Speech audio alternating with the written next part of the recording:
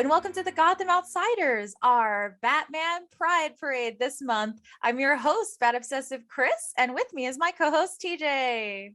Hello, everyone. I am your Chris Proclaimed Batman Acolyte, and we are on our last part of our DC Pride 2022 celebration. Yes, but we are not alone. So if we could go around and meet our two guests tonight, just say your name, your pronouns, and what you worked on for the Pride issue. Hi, I'm Ivan Cohen, he, him, co-writer with Danny of the Teen Justice story in DC Pride this month. The story I'm checking just to make sure I get it right. Are you ready for this? And also co-writer of the Teen Justice miniseries that spins out of that. And now, Danny. And now, Danny can use words, we'll pretend. So I'm Danny Lore, they, them pronouns.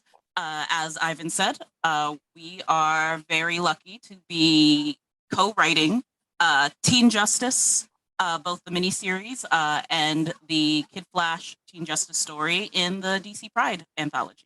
And they were both amazing. Yes, they were. I'm a big fan, especially of the first issue of Teen Justice. Yeah. I loved it so much. Me too. Could you tell us a little about the short story and the series itself, like what it's about? Chaos. No. I mean, a little bit, to be fair. Fun chaos. I'll take the short, Ivan, and then if you want to start in on the miniseries. Bring it.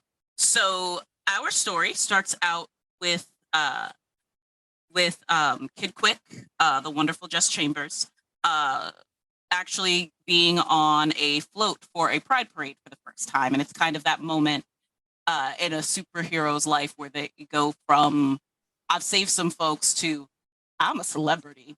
This is dope. But at the same time, because celebrities, even Pride turns to caped madness. Yes. Chris and I had a similar moment at ALA this past weekend where we were recognized for the first time for our podcast. It was a nice feeling. I was like, you stop supervillains from stealing from booths? I mean, we also did that, but we couldn't talk about it because that was in our alter ego identities. Yes. Excellent. And what's funny, I don't know if Danny and I ever talked about this, and by funny, I mean funny to me. It's, borderline interesting to the rest of you. The first Teen Justice story, which I did for a holiday special back in 2020, which seems like 50 years ago, is super good. It is super good. But it was originally, the theme of that whole deal was that they were going to be holiday themed, and I had originally pitched it as taking place at some Earth 11 variation of the Rose Parade. So there were going to be, because I was like, everyone's going to do Christmas. Let's New Year's is a winter holiday. Let's have floats on fire kind of stuff. Yeah. And I was steered away from that. So we ended up making poor, wonderful Eleonora Carlini draw, crowds at Times Square in a story. I was like, this is cruel, but okay. And artists love crowd scenes. I don't know what you mean. They love horses. They love crowd scenes and sports cars. Yes, lots of really specific detail. These are all the things. Like tables full of food. Oh, excellent. Perfect. And a lot of strict continuity from panel to panel. The more you can do that, but you have to insist that it not be done with any digital tricks. Or yes. Like I want each brick drawn by hand. I don't care. I don't care if it doesn't matter in the story. It matters to me. I'm crying for the souls of artists that just scream.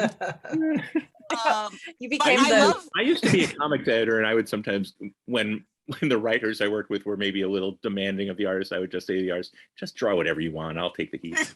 Aww, you're the good kind of editor. That's why I got out. But that doesn't work. Too much heat. My favorite thing to say in a script is, here's my very detailed scripting. Also note you can ignore everything I just said. I love that. Ivan sees that, we do that, we know that you can draw spaces. So if you have something better, I'll figure it out. Love it. And I can make this joke now that you told that little story, is that you wanted floats on fire. And now, for Pride, Jess was flaming on a float. Thank you. Thank you. I'm done. Of the Interview two of us, over. I think, We're just peaked. Danny, I think of the two of us, you're the only one who gets to make that joke. So I had to do it. embrace It was- Oh, I'll take the dad Embrace jokes. it. You cannot. No. I have an arsenal of them.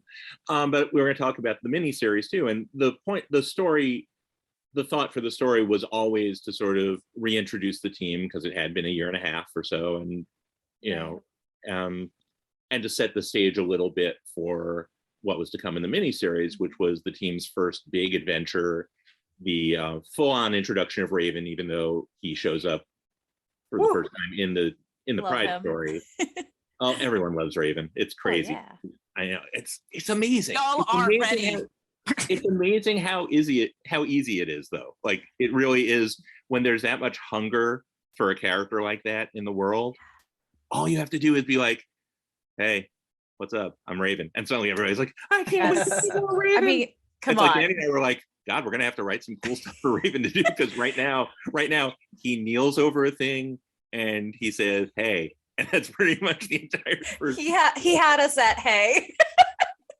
Doesn't literally just say hey, but you No, know, I know, but To I mean, be it's the fair, same way. I mean, it's the same way in. Sorry. Oh, to please. be fair, that was my reaction with Jess. right. That was That's what I me. gonna say. I mean, there is a level of. In our house, we sometimes talk about hunger sauce, which is Yeah. like where mediocre food becomes delicious because you're starving. And it's Mhm. like, Oh, that's and real.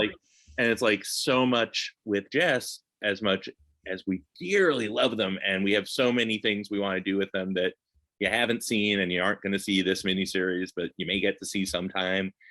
It's like the craving for this character, even before this character existed, just elevated everything. And it was Absolutely. so exciting. It's such an honor to sort of, deliver that to people because, they wanted it. And this wasn't developed in a lab from market research. This was just like, let's do this cool thing and see if people even notice. And people noticed. It was They great. did notice. And if they didn't notice, it would have been, it would have been fine too. Like, I like that. It was still there, and that Great. mattered. Yeah. And that would be there for someone else to use at a later time. People would be like, wow, why didn't they do something with that character sooner? Hmm. But instead, we did something with the character sooner. Yeah, I genuinely love every character in that story, so I'm so glad already. Like, I feel like I just met them and I'm obsessed with every one of them, so I get it. Now you keep saying miniseries. Can I ask how many issues are in it as of right now? 6. Nice. How do we? Yep, how, it do is we a- how do we convince DC to give you more of that? Buy it. Buy every Yeah. cover. Okay, Buying fair it. enough. Fair enough. Buying the newly, for fans of the Raven Troy relationship, the fact that issue number 3 is going to have a variant cover with Raven and a different variant cover with Troy. To me, that's just saying, if you're really a fan, if you're truly a fan, you Real have to buy fans two own copies. every type of issue. Gatekeeping is okay if I it's don't want to for say that. that. Real fans buy both variants and slowly press them against each other and go, "This is kissing." Or maybe You're that's describing just me. me. Yeah, I was gonna say, I'm pretty Nope. sure TJ is right there with you. Dude, I have a question about them later. Well, Yes. we're here for you, but I just want to clarify. Every fan should buy 2 copies of each issue, obviously. I'm just saying that the Obviously, fans yes. of that relationship should specifically buy those 2 Yes. Stephanie Hahn's character-centered covers. Yes. That's all. It's not, I don't want people to feel like we're singling them out and like, oh, you have to spend more money than the other people. No, everyone. Everyone must spend more money. Also, if you are a fan who goes into your local comic shop, asking them specifically to make sure that they've got the issues when you want them really helps. Because a lot of decisions do get made off of those initial order numbers. And Which- people decide. yeah.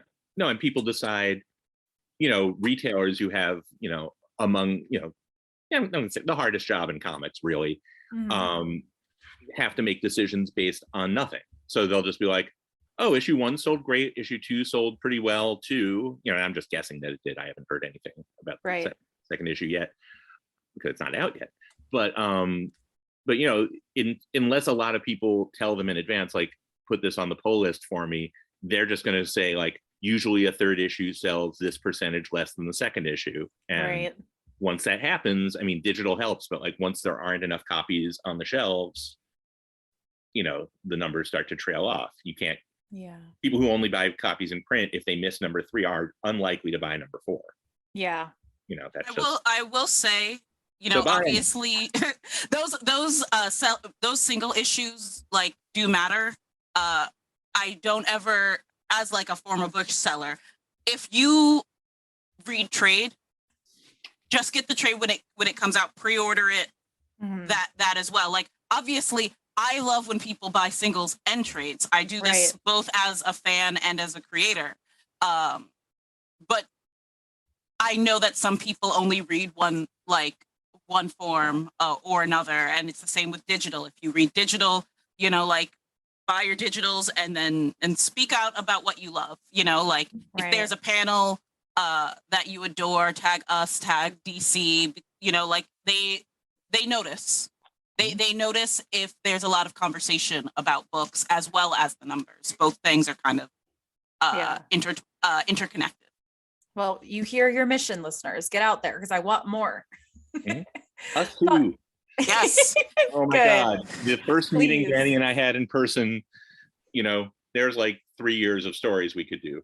Yeah, and it's not even like we like having work, because we do like having work, but also there's just, it's been so much fun from the start.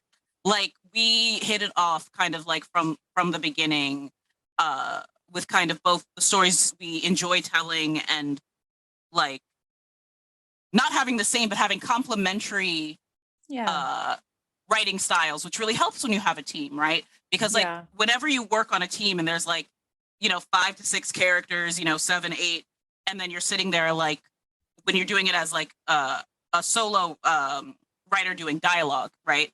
Not a solo creator, but like the solo person doing dialogue, and then you sit there and you're like, there's that one character that I just can never get. And fortunately, we're like complementary in terms of the people that we leave notes of, like, this is the character, you know, this scene, you know, I was struggling with this dialogue. Can you go back in there? You know, like that kind of stuff. Yeah. So what would you say is the origin of this team and Earth 11? How did you get the idea for this specific series? That's all me. Well, Earth 11, I mean, DC had other stories in the long ago and in the middle long ago of Earths where the major heroes were gender flipped. There's a comic from either the late 90s or early 2000s called Elseworld's Finest, which is this gorgeous, beautifully drawn, beautifully written prestige, I think 2-part series with a Batwoman and might have been Batwoman and Superwoman. I haven't dug out my copy from one of my many storage lockers around New York City filled with comics. But that is not Earth 11. I see reviews saying that that's Earth 11. They are mistaken. Earth 11 was really explored more by Grant Morrison in the Multiversity event and universe. And when they were doing the Multiverse special, creators were approached saying, pitch different ideas for stories on the different, you know, on different Earths. And as is typical of my occasional good fortune in this business, the Teen Justice story was maybe my 3rd favorite of the 5 things I pitched. But thankfully, Michael McAllister said, I know you want to do the Shazam, Captain Marvel, you know, 1940s style Christmas story, but instead, why don't you do this Teen Justice thing? I was like, okay, I will do that, because, you know, I didn't pitch anything I didn't want to do. And at the time, Jess existed in that story, but in a different form. Like there was like, I think Jess was going to be a dude.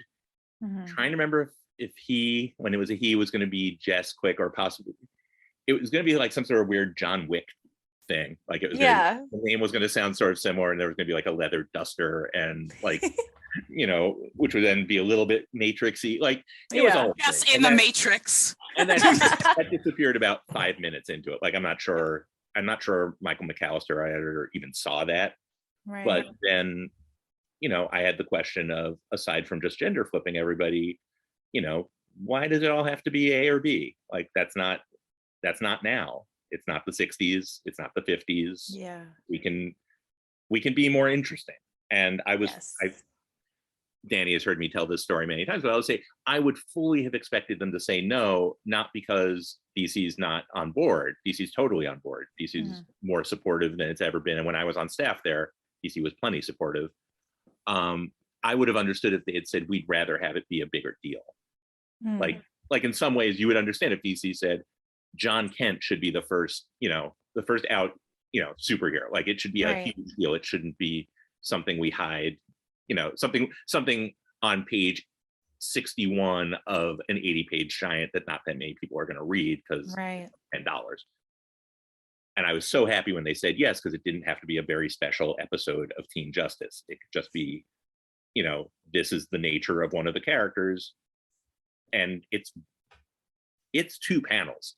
It's 2 panels in that story where it comes up. It's terrifyingly, it would have been terrifyingly easy to not have it happen. Like, change 2 sentences and it's a completely different story as far as that character is concerned. Yeah. But we won. We did it. Yay. That's so exciting. Also, And I love Earth 11. Earth 11's yes. the best.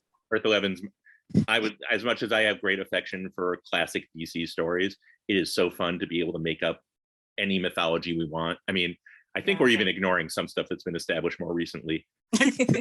I'm really hoping Dark Crisis ends with some sort of reboot so that we can just say, oh yeah, this is after that. So we definitely knew what was going on. Totally line up. Otherwise it's just, well, we like this better and we get so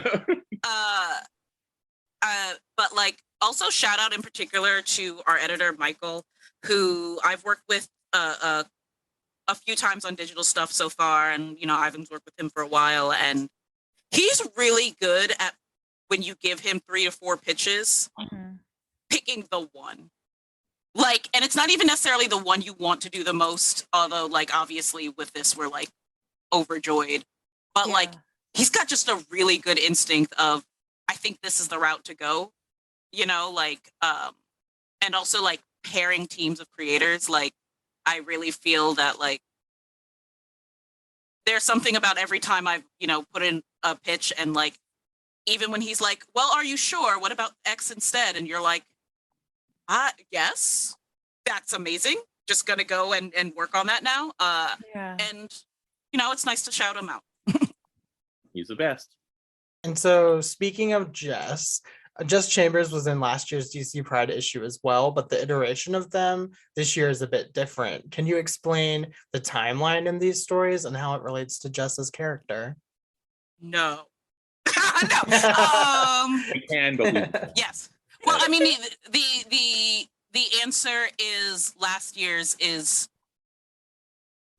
literally in a different iteration of the universe, or like, because that one is more connected to the future state stuff and is post some of that work. So literally the answer is different universe, same Jess.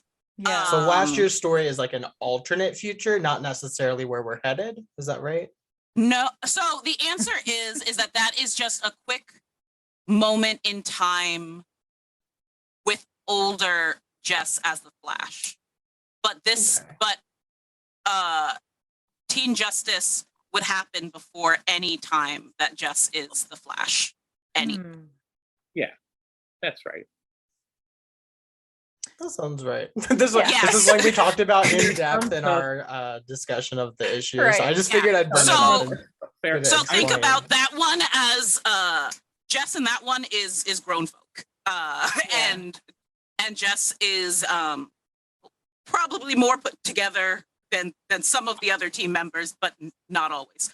But is still kid quick in this one. And Jess is, I mean, non-specific teenagers are, in terms of what exact age they are, a constant work in progress, and Jess probably more than most in this fictional universe, because the thing I keep going back to, and I used to think about this when I thought about pitching like Flash stories or kid Flash stories before this, was the idea that if Jess is in a reflective mood, Jess can spend a year thinking about what to do in a situation before doing it. And that can be superhero stuff, or it can be, you know, revealing things about themselves to their aunt or to their friends or whatever. They can play it out a million different ways.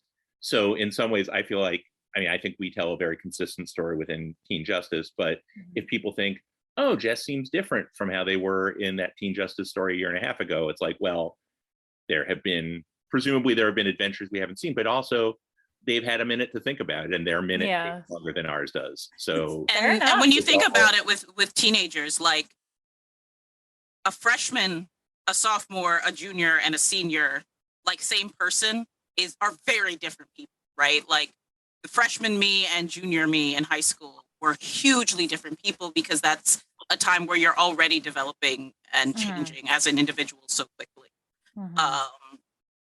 And that, like Ivan said, is like amplified when you're a speedster, you know? Absolutely. I think we but yeah, like kind of the answer to that question is, when approached for last year's anthology, I was asked to tell a Flash story. And when we approached this one, we were telling a Kid Quick story, which is just different parts of their lives, you know? Yeah. Do either of you have a favorite member of Teen Justice to write, or as a fan of it yourselves? I can say this as a fan, because I do this to Ivan all the time. I'm obsessed with Robin. Yes. Robin is so as I said, while we work on every scene and we work on every character, Robin is very much Ivan's wheelhouse, and is that moment where I get to kind of sit and giggle as a fan. Yeah. She's perfect. So good job, Ivan. Yes. Her and Supergirl, like their energy is so much fun. It is. I could read so many series about it, and you know, Ivan has talked about it, and probably will talk more tonight about like the Super Sons influence, but they're not Super Sons, and I think that's what's great, is that it feels like a pair for people who like Super Sons, but not repeating those characters, that they're at different stages in their lives. And so we recently saw Luciano's art for issue 3, and if you love Supergirl, let's just say you're going to adore issue 3. Oh, I'm psyched. I am so psyched. But I can't wait. But that pair for me is just as a reader, like what I get really hyped about, because like Ivan it just clicks so strongly. Yeah, I'm a bit of a connoisseur of Robins, so Ivan, I gotta say, she's perfect. Well, thank you all. I will say about that, and Danny's heard me say this before. Yes, shout out always to my former colleague Pete Tomasi for what he did with Super Sons. Oh God, it's so good. Well, because I come from a fan space where forgive me, I'm going to say it, hated Damian, hated John. hate. Mainly Damian. Okay, well, the interview's over. Close it out, TJ. Kick him out. But then I was saved. Then I was redeemed. Yes, you saw the light, and it was in Peter Tomasi's eyes. Because I didn't see the need for Damian in Batman stories. Yes. And I came to appreciate Damian in all the other stories, where it became a thing of like, oh, when Batman's not a dad, and I'm a dad. I'm pro dads in theory, but like in theory. But superhero dad, just in some ways everything gets worse. It's like, oh, cool. It was bad enough when you were just taking random kids into danger. Now he's your kid. This is terrible. My finger was on the eject button, but you saved yourself. I also think for a long time I live on that ejector seat. Relatable. But I'm similar actually with Damian, is that in his introduction I was not wild for him, and then I became intensely protective of him as a fan. Me too. Just like, and for me it was the pure Robins interactions that did it. Yes. Like, one, I like him with like the Dick Grayson Batman, but in particular just there's the issue of Grayson where Dick comes back and reveals to everyone he's alive one by one. And Damian leaps up and hugs him. I know, I love it so much. So good. And I mean, that whole issue, I mean, I could talk craft-wise about that issue forever with the way that, like, they do all the quotes from over the entire, like, lives of the characters around each other. Like, I think, technically speaking, it's a beautiful issue. But just in that moment where you get Dick Grayson and Damian, and I was just like, when they remember he's a little boy, and also when he has Bat Cow. Yes, Bat Cow. Oh my God. Bat Cow. All right. We're all on board. We're all together again. Yeah, okay. We made it. The original question, I will say, I mean, I love all of them. I'm the proud co-dad to all of them. But it took me a minute, but the extent to which I love Jess, who has become someone very different from the tiny, the tiny sketch that I did in one story.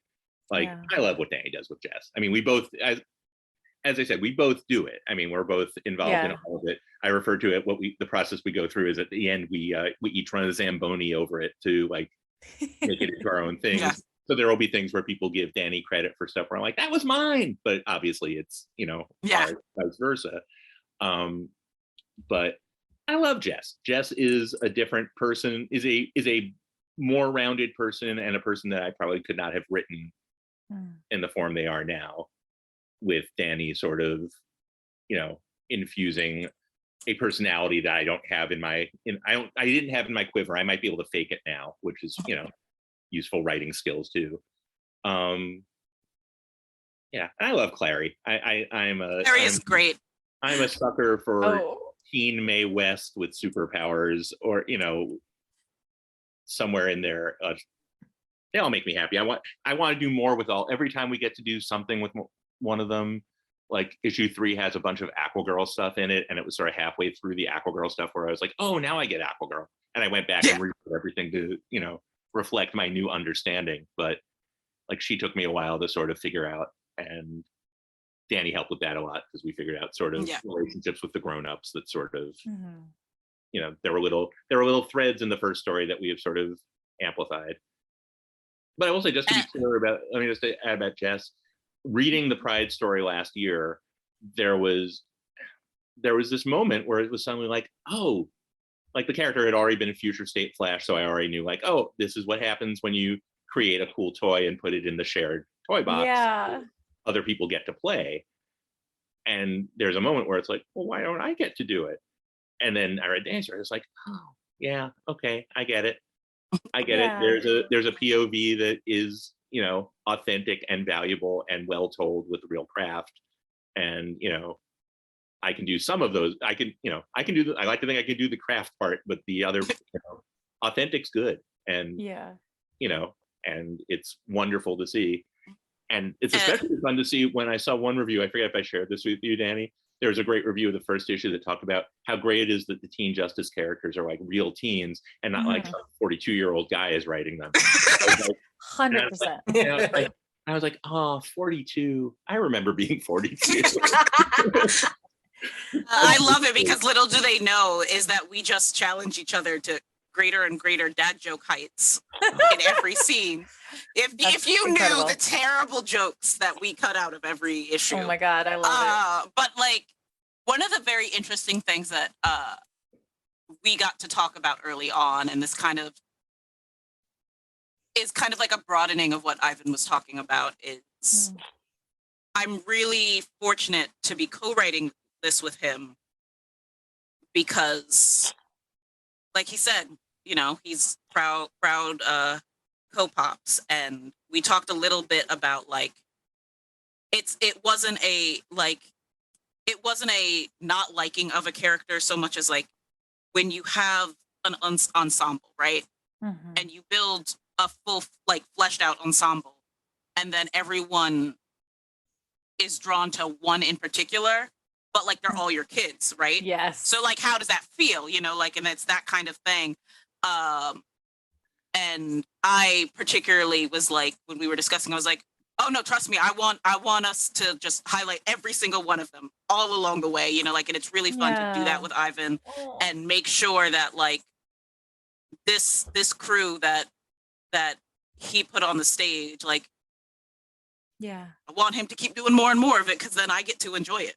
Yeah. We Absolutely. just wanted to make sure it was never Jess Quick and their amazing friends. Yeah. Like we didn't want it to be, if DC wants us to do a Jess Chambers book, sure. But if it's a Teen Justice book, everybody, it's got to be everybody, or else there's really no point. It's just, Well, you did an silly. amazing job with it because, again, I'm obsessed with every one of these characters. Ah. But I specifically want to ask you, you brought up Clary, and I wanted to ask about her because I feel like one of 5 people who is deeply obsessed with Clary and the Witch Boy, but it's kind of a deep dive for people. So I was not expecting to see this gender bent version show up. What went into that decision? And are you one of the 5 people that's also obsessed with this character is really what I'm asking. Yes, would be strong.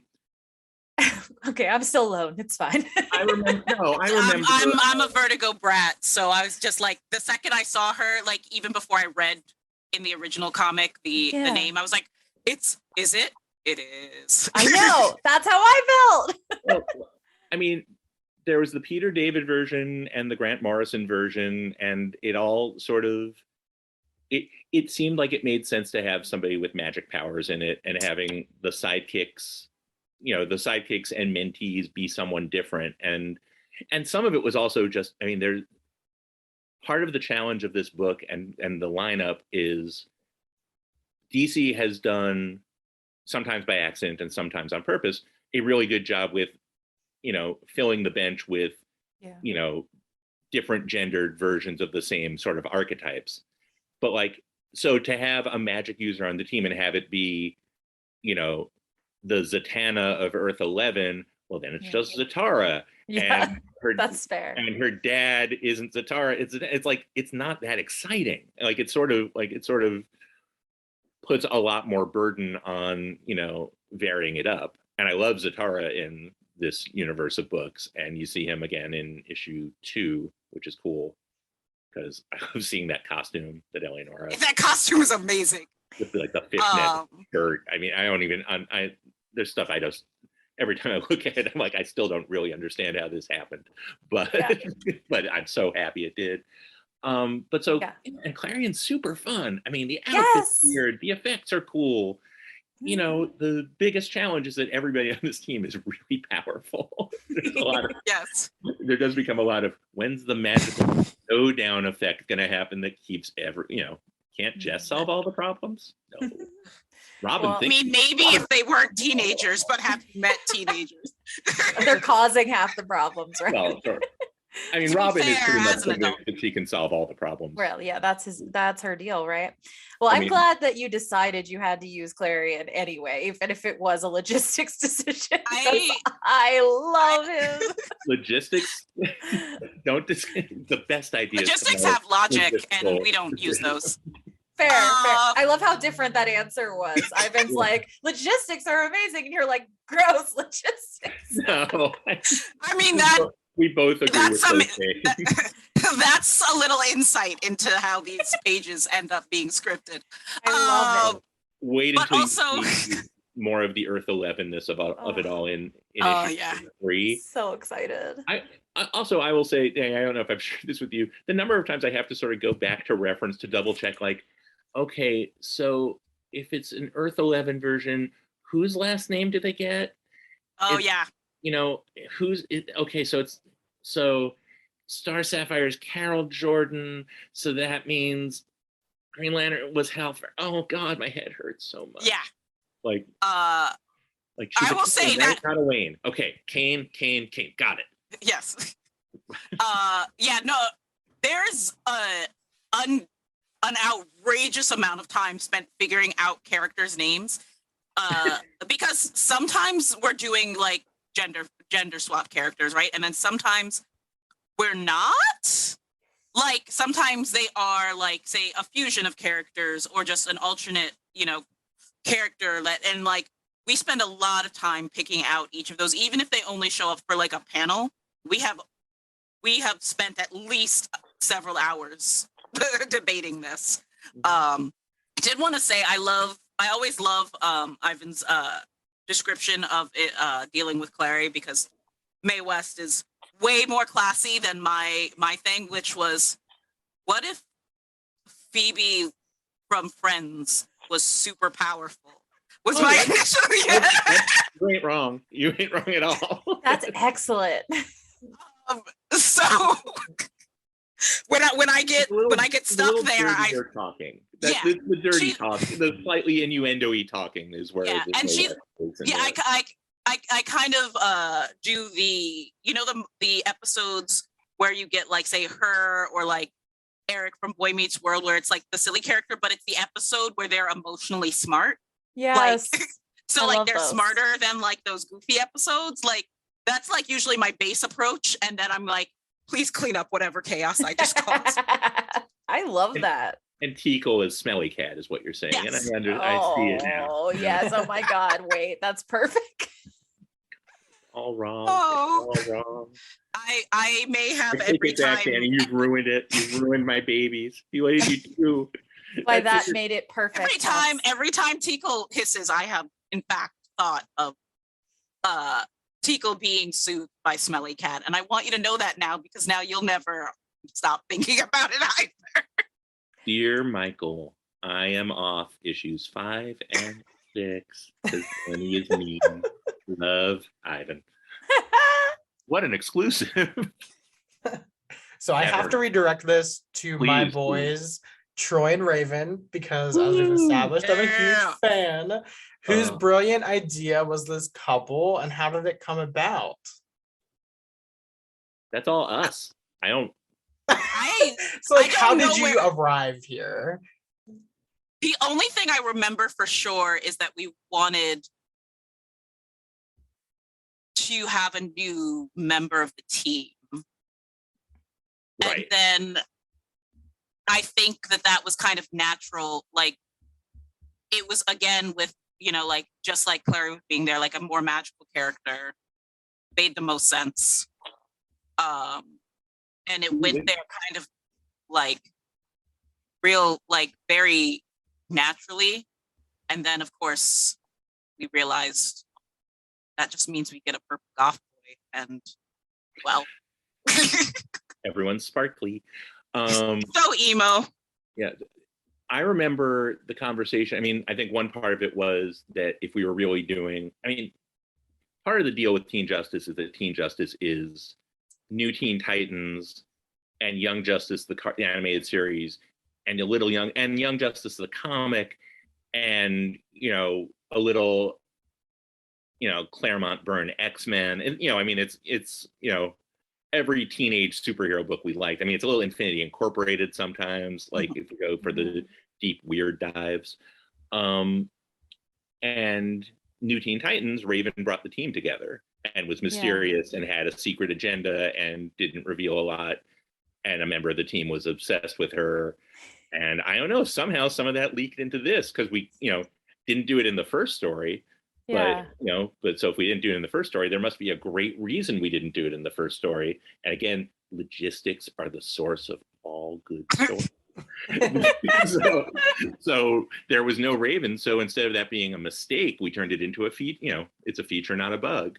Yeah. So I wasn't Raven in that story. Mysterious things. And as for Troy, this really is logistics, which is we had to find something to do with Troy. Yeah.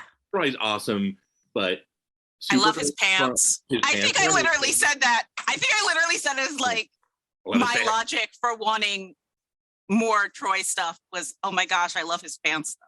That's all the reason you need. Right, but Supergirl's strong. Robin's a great fighter. Like what does Troy do that the other ones don't? And it's like, well, Troy can have, a different sort of emotional set and have sort of a relationship that is.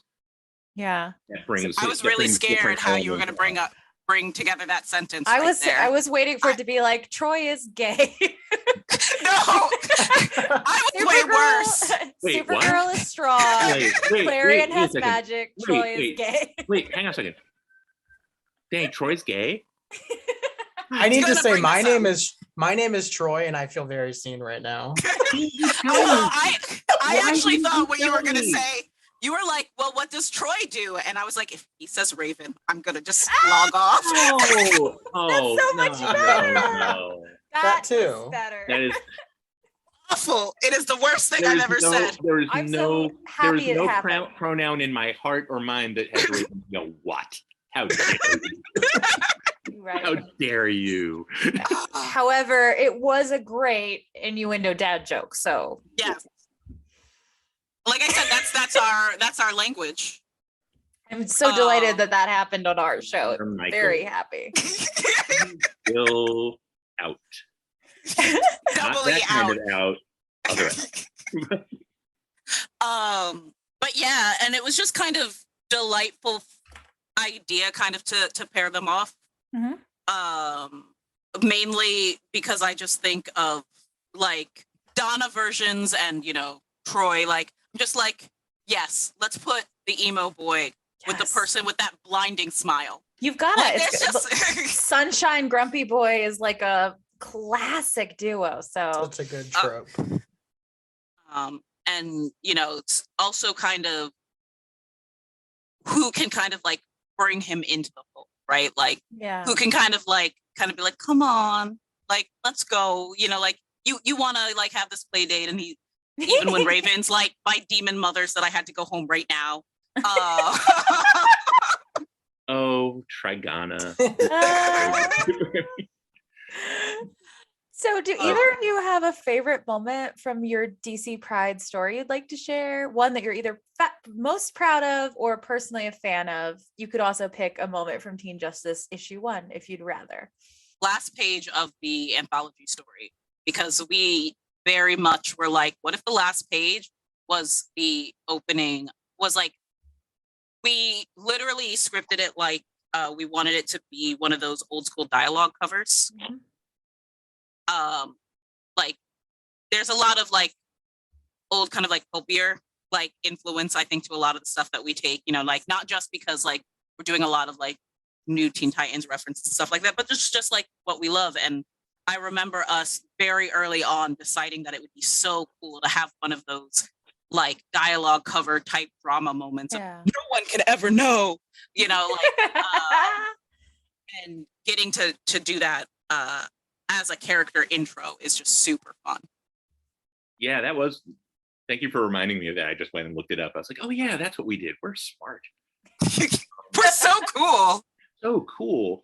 Yeah, I mean, Danny and I bring out some of the best stuff in our mutual work and affections, but one that flirts with being terrible is the love of like these sort of big over the top narration or, you know, statement-y stuff, which I think of as being a very like 80s Marvel thing. Like I mean, a Claremont type of thing. a little, there's a thing in issue number 4 that's just, I was like, you know, Danny, I kind of want to do this, but really I don't. And Danny was like, you have to do it. I insist you do it, or I'm going to do it. And it won't be the thing you did, so you'll be mad. And I was like, all right. But there's a lot of, there's a lot of, there's one of those like, there's like, you know, later when they, you know, this is the great, you know, this is the, you know, at the moment, this is their salvation. But if they need to come, they might wish they had died instead. Like this ridiculous. Like, yes, I love a Claremont narration though. So you're speaking directly to my heart. Season 3, if only. Fingers crossed. Yeah, knock on wood. Issue 3, we decided to be really like weirder, I think, in terms of structure. And there's an entire chunk that is, this is not a spoiler because you guys won't know why. That's just Aqua Girl that Ivan kind of took the reins of. And it's very pulp and very, if you like that old school narration, it's so cool. I do. Like, and we, like, that was kind of like a big, like, if she's going to be here, we're going to be like really kind of like wild and fun about it. And I think that. You mean the Prometheus spread or the thing before the Prometheus spread? No. You guys are not ready for any of this chaos that we're doing. When we were talking about being rough on artists, when I actually wrote in the thing is, we're looking for kind of a, you know, Promethea vibe here. No pressure. It's fine. Don't worry. You know, we'd like the next 10 pages to like form some sort of, you know, 4-color map Oh to my God. like, but, or it's a 2-page print. Cool. It's Yeah, fine. whichever one works. Oh my God. But that's kind of been our approach, like, to all of it, which I think is why it kind of takes us a moment to like come up with favorites, because we are kind of merging this very like Yeah. modern teen book with like the old school stuff, like I love, you know what, in the Pride story, I love that I managed to, like, for no particular reason other than that would be sort of fun and tie into shadow powers, establishing that Dr. Midnight was the first out superhero on Earth 11. yes, That was Why so Dr. Midnight? good. Why? I don't know. She's cool on Stargirl, so okay, is that a good enough reason? It turns out Yes. it is, because we own Earth 11. yes. Says no to us about something, and then we But don't. But I for love that. Why we've been doing things like, yes, there's logistics which might slim down like the list, but then like we're also like, but also like this would just be cool to do, you know, like. I mean, Danny was the one who came up with Shimmer being the perfect Pride one, and I was Oh my like, God. yeah, it sure is. I mean, It's a such a gold good outfit choice. being canon, like there's just so much there that I was like, we couldn't not have like Shimmer at I was like, at some point we're going to have Shimmer, just as a rule, so we should just do it now. But yeah, just like kind of also it was really fun, I think, choreographing the fight scene in the anthology, because like, especially since we had to have a lot of particular movements because it was really important for when and how Jess and Raven like made contact, you know, so it was like a very particular dance in that that was also super fun. By the way, it matters a lot, and nobody knows why except us. Oh my God, I'm so curious. So much. But looking forward, are you able to give us a tease for the future of Teen Justice? How gay can we expect it to get? Have you seen them? Very gay. Okay. Can I just say, as you know, as someone in the ally category, and it's crazy to me. I mean, nothing surprises me about horrible people, because I live in this world, and you know, I've met horrible people. The part where people are obsessed with like, so is Supergirl gay because Superboy is gay, so when's that gonna happen? It's like, are we doing that bad a job with a story that needs to happen in like the second full-length comic she's been in? Like, I think we're just frothing at the mouth. Is really It's like you were saying about the hunger sauce. It's right, the hunger like, sauce. I just want them all to be gay, Ivan. I don't know how to explain I understand, this. and it's possible they all are, but the no one says no. I mean, part of what I love about the Teen Justice book and about Earth 11 is the extent to which not only can we make stuff up as we go, we can also leave stuff not detailed. So like, ask me if there was a Nightwing on Earth 11. Is there a Nightwing on Earth 11? I don't know. When there needs to be a story, we'll tell you. But like there's no reason why burn it? Like why ruin it? And it's like why use it for a panel if someday somebody wants to do a spin-off book with Ricky Grayson, or and her adventures. Where this is about like the support we have, right? All about butts. Like it's all like we can do that, but we don't have to say it right now. So similarly, if somebody wants to do a great Supergirl story where her preferences are a big part of the story, why should we box anyone in now unless it matters? Like in my mind, they're all queer. Yeah, that's what I was gonna say. Said otherwise. Yeah, that's okay. Like I assume everyone's queer unless they tell me they aren't. And to be clear, this isn't like, because like there is that subset of people who are like, isn't like not having labels great? No, but like what Ivan is referring to specifically is this is about how much support this team has from DC and from the fans, that we are not in, this is not a famine book. Yes. Right? That like it's to keep the hunger sauce metaphor going, is that like we are not writing this with the fear that this is the only time that we or anyone else will ever be able to have these characters be queer, right? So we can write and decide when it's important in each story, Yeah. right? To like focus on relationships, for example, right? Like, but it's not because we're like, oh well, we don't want to talk about it. It's we can talk about it as we need to, because we don't need to say do a thing where you have to label everyone all at once, because if we don't, then all the work we've done will have been erased. We're not at that stage anymore, right? Like, I'm sure I will be at that stage again, because there's lots of publishers, lots of stories, lots of nonsense in the world. But for this story, we know that we are so supported by DC that they're not going to just go, well, okay, anyway, we can shove all of them back in the closet because you didn't make it explicit. Like, no, like that's not how they're engaging this story or the audience. That's really important. Yeah. That's very and true. Like this is something that we've talked about, right? So like in terms of like how queer this book is, I mean, it's a book with several blatantly queer characters in it who will continue to be blatantly queer, but as in regards to whether that queerness is about relationships, most of the characters aren't going to have romantic entanglements. The ones that do, it's very important to the story. Yeah. That's a great point. Yeah, that's it makes me think of Young Avengers Volume 2, where at the very end they're like, oh, by the way, we're all gay. Like, that was and like it was jarring to read. Reveal, but crazy. Right. Yeah. It's like it was jarring to read at the time as like a queer reader, but also it was exciting because it was necessary, right? We understood it reading it, that all of them had to be stated like that, even if it hadn't had anything to do with the story before, because if it's not stated on the page, they were worried about what it would mean later, right? Yeah.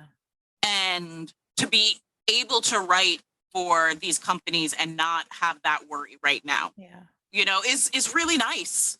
Like, no one's gonna take Jess from us because I will destroy them. But like superheroing. Yeah. I think, it was important for us to do like the Troy and Raven stuff. One, because we thought it would be really fun for Troy. It would bring Raven into the team. But we also wanted to the romantic relationships and the friendship relationships, I think we write as equally important. Good. Just different. I think is clear in the first issue and becomes more clear as it goes on, that like no one on that team rocks with the idea that, oh, you guys are together or not together, therefore this relationship is more important than this other relationship on the team. Which is really fun to write. Because I'm not scared about the queerness being taken away. So I don't have to go how to make this team into as many relationships as possible, right? Like, yes, I love Jess and Clary flirting, but it's canon. It won't work. Jess is allergic to cats. We can't have this happen. Also, one of my favorite moments of those two ever. Thank you. But also, we do well. Maybe we see in the future, we get to see how relationships change, how... we don't know a lot about these characters. I mean, I'm very grateful that when they did the little trading card promotional thing, there wasn't a, straight by, that wasn't a category, because it lets us play with that when hopefully we get the chance to. I mean, where does Jess live? Who does Jess live? Does Jess live with their aunt? I don't, maybe we've had so many. I mean, we've had so many discussions about whether we need to show that and when we need to show that. And it's like, let's leave a little bit for.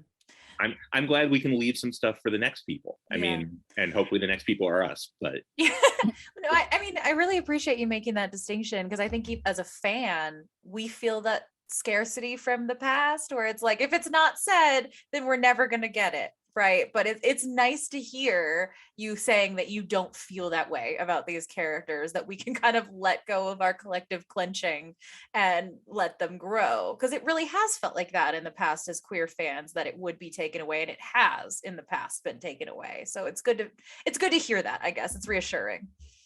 That's fantastic. I mean, that's obviously not an experience I've had, directly in any way, but I get it. I mean, I think the other thing is, I think there's an obligation for a book about a group of teenage superheroes. There has to be some romance in it.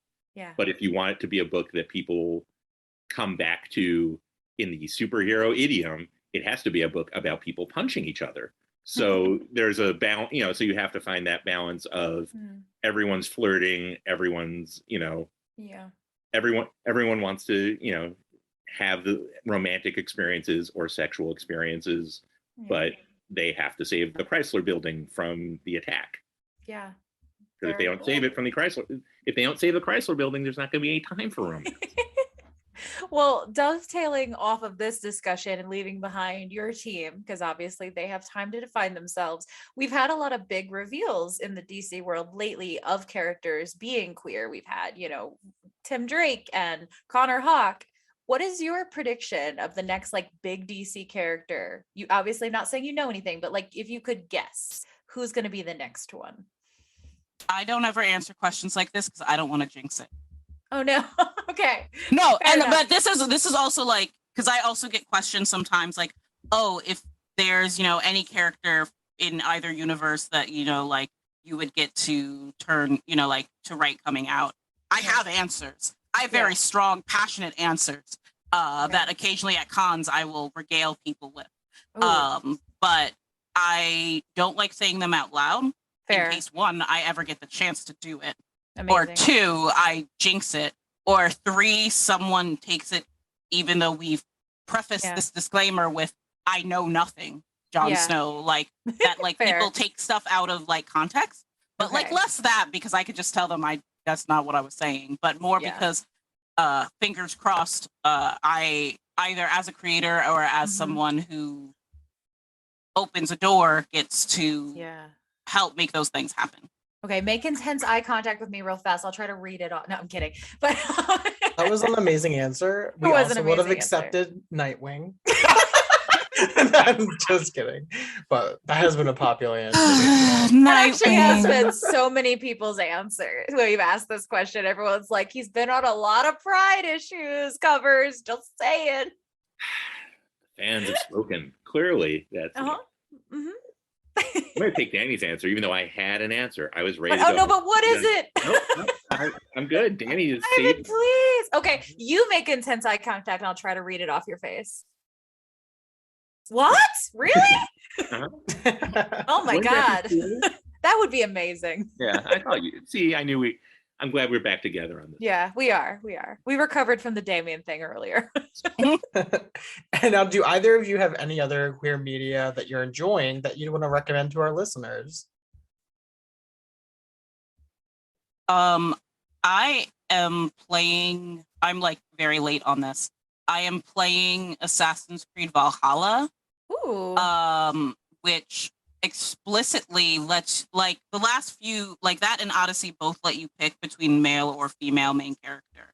But the interesting thing about Ivor is that the way that they've said is the canon way to play is you play as female or AFAB Ivor, but in certain scenes when she's in her dreams and stuff, she shifts to male Ivor, and I don't know the reason why, but I know that it has to do with Odin and stuff like that, and it's connecting to it, which is really cool. But then also, it there are lots of queer NPCs who I adore. There was a great little letter that you find that just was really sweetly written about a character who originally to be to stay safe traveling would disguise themselves as a man, and then realized that I believe that they were non-binary by doing that. And the letter is just very, this happened, and they realized that they're non-binary because they did that, and so that's just what it is. And there's like just a lot of stuff like that in the game. And Ivor is incredibly hot. Oh my God. She's so hot. I described it the other day as the Xena game we all deserved, because it very much is. And it's been really fun so far. I'm looking at pictures of her as we speak. You can also change her hair color and stuff like that. So I play with her with black hair, and oh yeah, she's amazing. She's perfect. Oh my God. Also for all like the nonsense Ubisoft like did in the past with like female protagonists, they once they started doing it like for real, they have some of my favorite female protagonists to play, because they're actually beefy. Yeah. Like, you know, which is really nice. She is stunning. You are not wrong.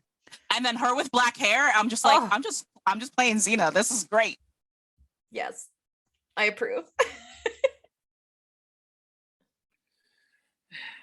I got nothing good. Well, wait. To that question, I like the extent to which it's a part of Star Trek: Strange New Worlds. Yes, I appreciate that they are.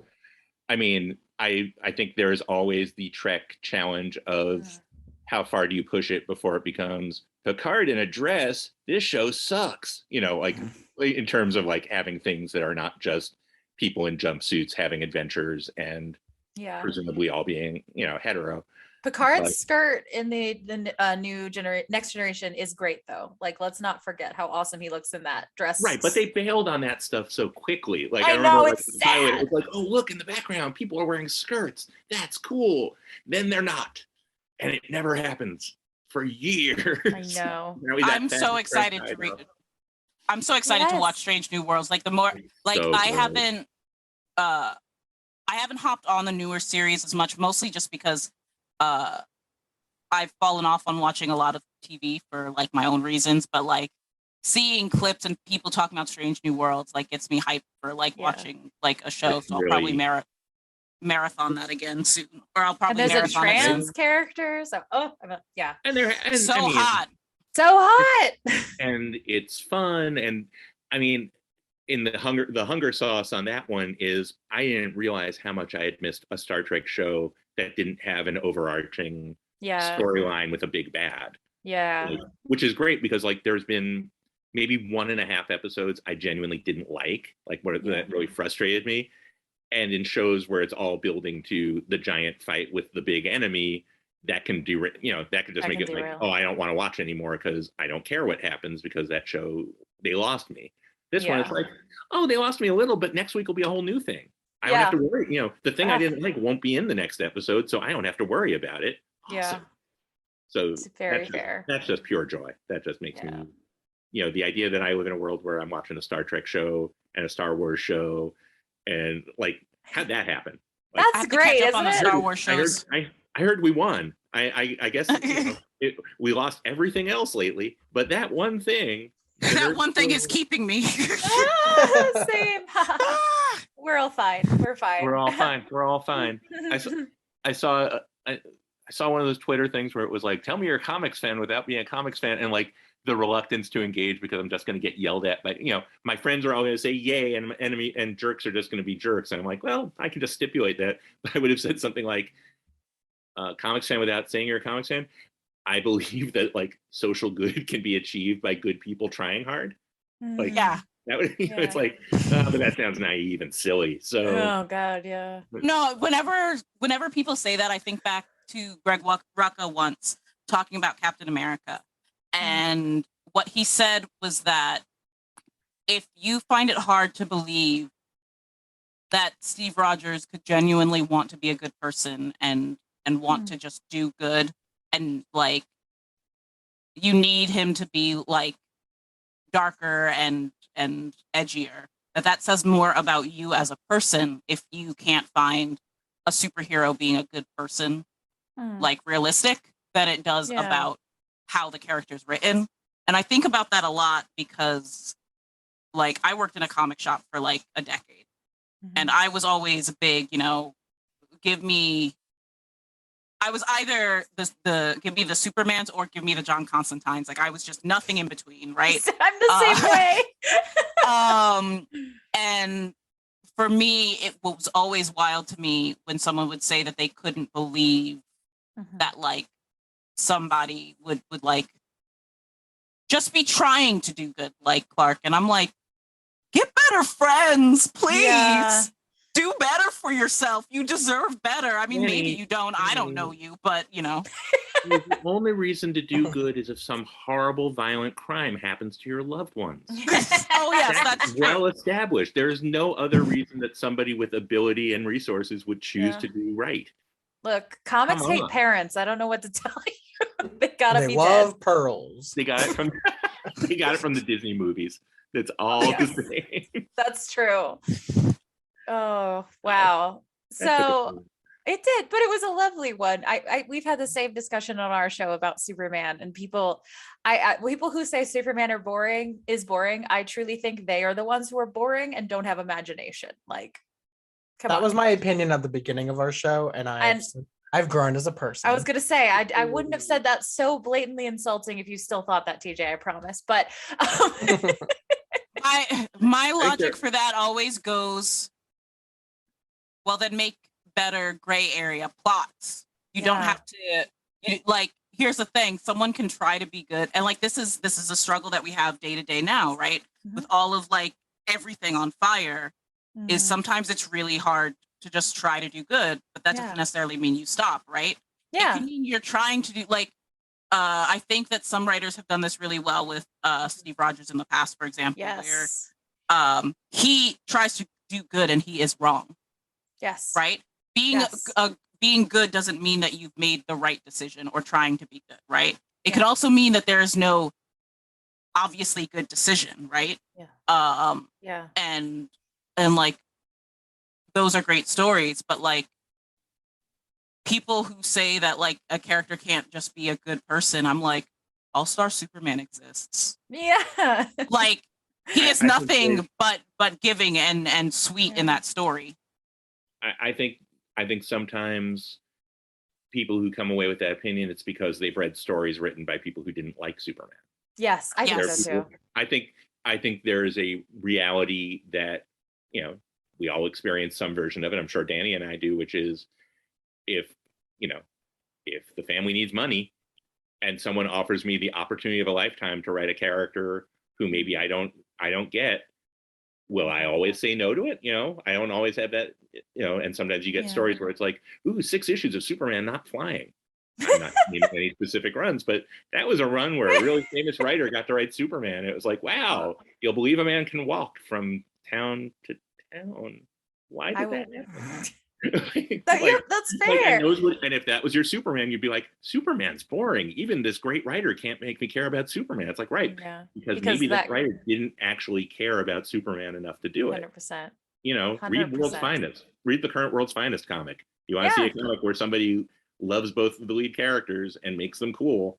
Yeah, not to just continue to praise Peter Tomasi forever, but his Superman run, amazing. Like, and there's also like the idea that like part of the thing is that also you can love a character and be bad at writing them. Oh, like, sure. You know, and or like just because you're good at writing one character doesn't mean you're good at writing another. And I think that like, especially when you get waves of like someone's, you know, getting larger in their career, and so they take on a book, and you're like, you're great at everything else, but this character's off, because sometimes that just happens, you know. Yeah, it's not a good fit. I try to be honest with myself about what characters, you know, voices I can, you know, do, but I'm sure at some point I either have or will completely screw it up just because like I loved that character. You know, like, and it also just happens, you know, and then I find that particularly good-hearted characters like Superman get judged by their worst stories, where characters like, and I'm not saying that was awful wording, because I do in fact think Bruce Wayne is actually incredibly good-hearted. Just he's good-hearted in a more complicated way. Yeah, just don't tell him that to his face, because he'll fight you.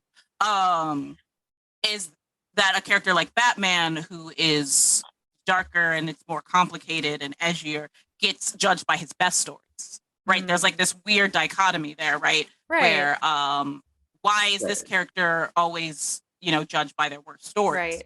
I think we're not to go full psych professor here. That is what I do in my day job, though. But that we are more suspicious of good people than people who are complicated. Absolutely. Yeah.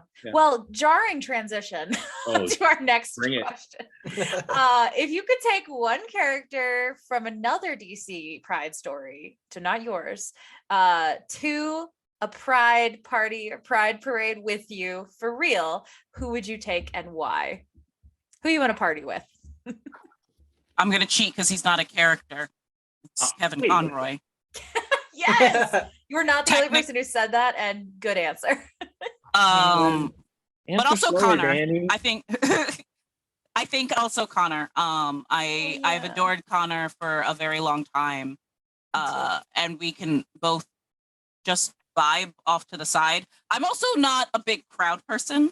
Fair. And so honestly, like I don't go to many Pride events because like anxiety, but like I feel like if I turned, not only would I enjoy hanging out with Connor at a Pride event, I feel like if I turned to Connor and said, I want to go and just eat ice cream someplace far away from here right now, he'd be like, all right, let's go. Yes. He was like, please, I've been waiting.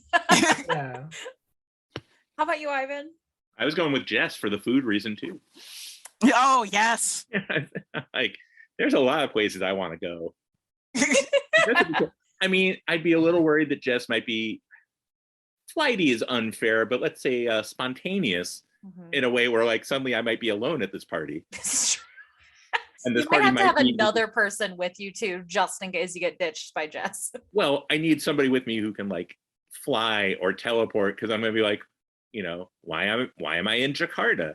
This party is fun. How do I get home? I do not have my passport. Oh no! It started fun, and now everything's terrible. That's why you go with Supergirl then, you may end up there, but wherever you are, you can go, I need to get home, and then she comes back and gets you. She can hear you.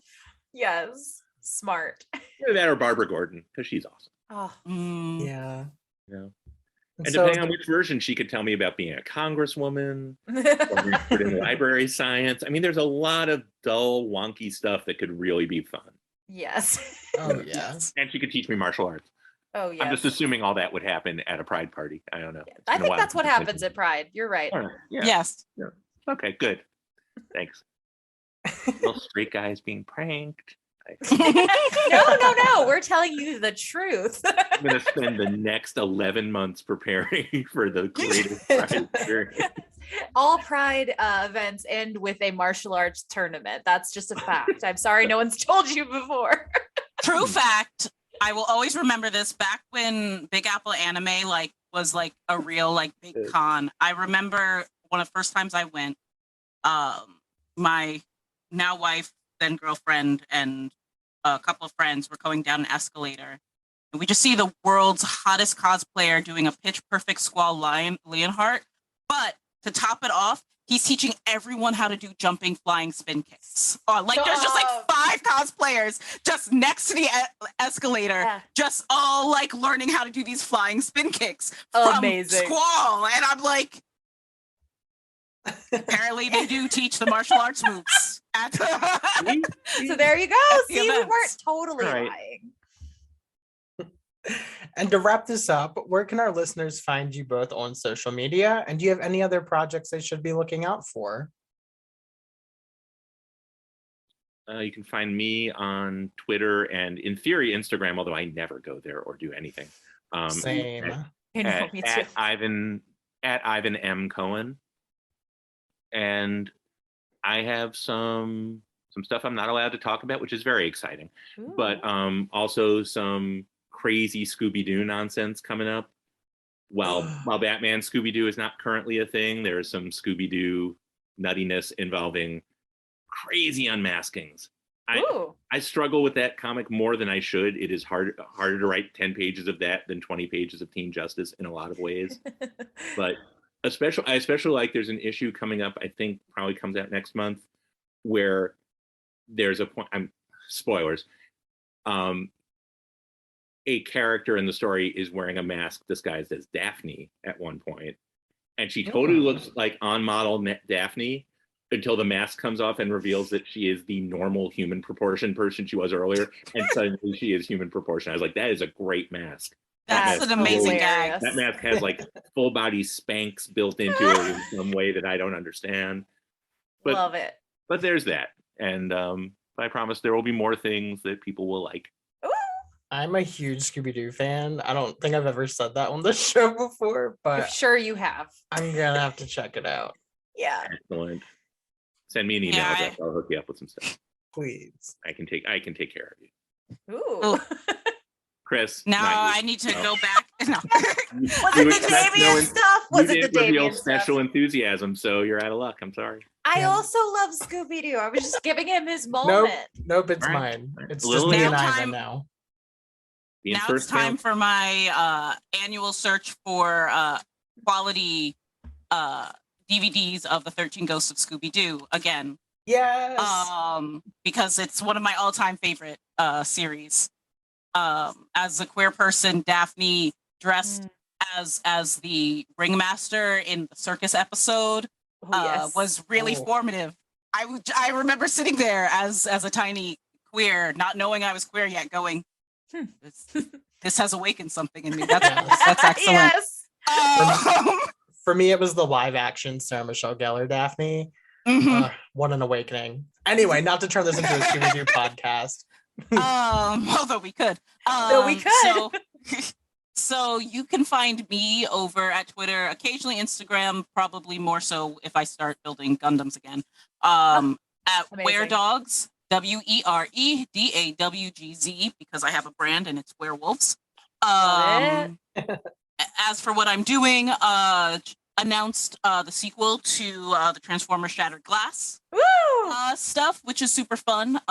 Some of those figures have been revealed and I'm incredibly excited about it. Awesome. You know, a lot of reuniting with the team for the previous series, and we've gone bigger and more boomier. In fact, actually, there was just recently the cover for the Blaster variant cover for the Blaster issue just came out, which is absolutely amazing. Lunar Room is still going for my lesbian werewolf friends. Yes. And I don't think any other dates of things. I'm working on an upcoming issue of fill-in issue for New Mutants. That's pretty fun. Amazing. Wow. Yes. I know it's over, but I'll absolutely loved your Champions run. I thought it was good. Hey. And then your story in the Buffy annual that came out recently, I loved that too. I'm a huge Buffy fan. Thank you. That was actually very wild for me because my cursed secret as a giant Buffy fan is that Xander was always my favorite. And it does not always go well when you tell people that. Right. For various reasons. And so when they asked if I wanted to do a story in there, I was like, if it's Xander or Faith, I would really like to do it. And they let me do a Xander story and kind of show the Xander that like I read off the screen, which is very one of those, if I only get one chance to write like a story in this universe, let it be this one. So it was very cool. Oh, well, I loved it. Thank you. Well, thank you for joining us. This has been so fun. Yeah, this has been amazing. Thank Super you. fun. Thank you guys.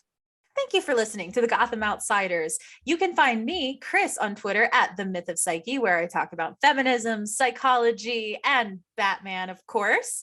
But you can also find me on my new show at Thirsty on Toon, over on the Talking Comics feed, where Bronwyn and I review webtoons and drink wine, and also review romance novels.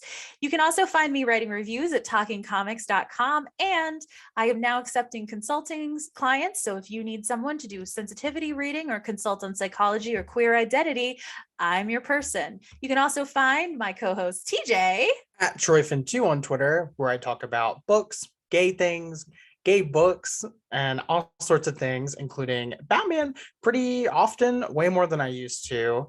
And I recently became an official librarian. So you can find all sorts of book reviews that I post just for fun, a lot of advanced reviews of books that haven't come out yet. So if you're looking for a nice gay read, please hit me up. You could also find me talking on other podcasts just here and there if you search my name on any podcast service provider that you listen to. And you can find us both talking about Batman all the time at the Gotham Outsiders. So join us next time. Same bat time, same bat place.